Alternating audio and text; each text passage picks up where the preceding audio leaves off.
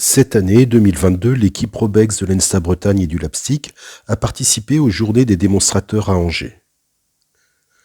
Pour la première expérimentation, nous voulions montrer comment passer d'une formation en cercle à une formation en 8, tout en garantissant la non-collision, ceci afin d'illustrer les concepts théoriques développés dans la thèse de Morgan Louedec.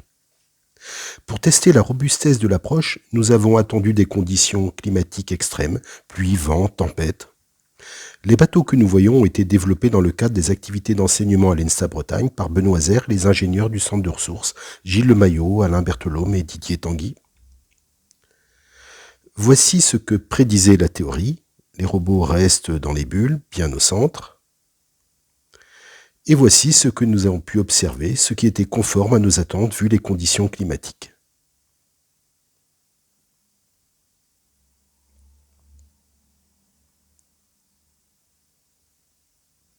Voici le robot Helios qui prend des mesures dans le cadre du projet Narval. Un lidar dessus et un sonar dessous, ce qui nous permet d'observer à la fois des structures, d'observer des structures flottantes. On peut les détecter à la fois hors de l'eau et à la fois sous l'eau. We have a boat, and on the boat there is a lidar and a sonar center. You can see the sonar data and you can see the lidar data. Lors de ces journées, nous voulions illustrer une technique de régulation par phéromones répulsives. Il s'agit d'une collaboration entre l'ENSTA Bretagne, Fabrice Lebars, et Ifremer, Patrick Rousseau, Aurélien Ponte et Olivier Ménage.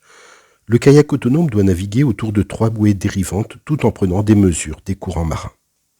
Nous avons eu de nombreux visiteurs. Nous voyons ici Maria-Louisa et Mathilde qui présentent le robot Speedboat. Speedboat est un bateau autonome, rapide pour l'exploration maritime.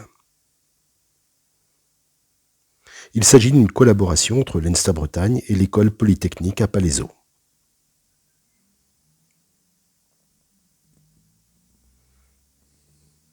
Pour sa navigation, le robot est équipé d'une double antenne GPS et d'une centrale inertielle.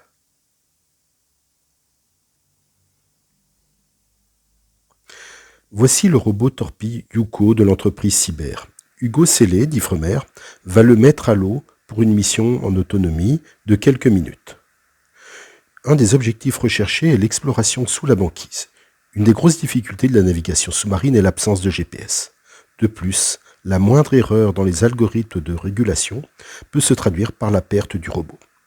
Nous faisons ici naviguer la torpille à la surface de l'eau afin de pouvoir montrer au public que cette navigation est autonome, mais en général, une navigation plus profonde est demandée afin d'éviter des collisions avec les bateaux à la surface.